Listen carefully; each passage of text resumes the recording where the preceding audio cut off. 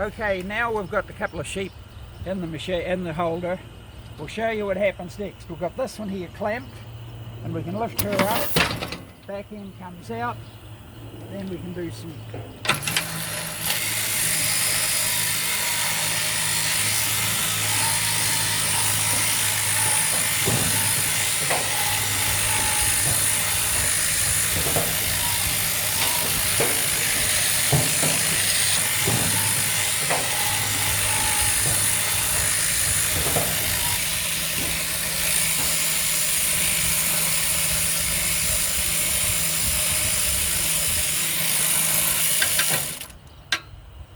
Okay, that's how it's done. Finished, the animal finished, and we can bring it back down again, drop it down, and back up she goes. Then we can stand on that, animal's released, and then this one follows through. Just like that. Good girl. Anti-backing gates on the race. Nothing's going to reverse out of there again. The two parts can be separated very easily. Very simple mechanism.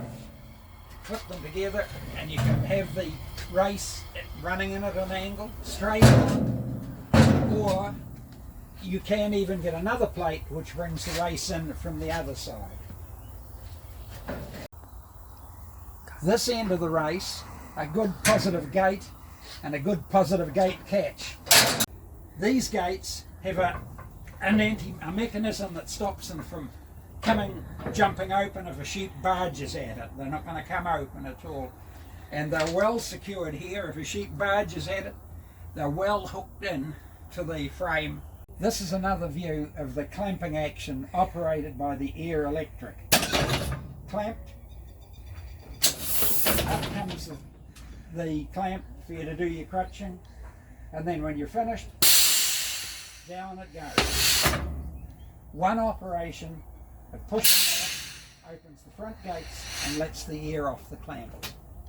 Sheep runs out, and this one will follow in.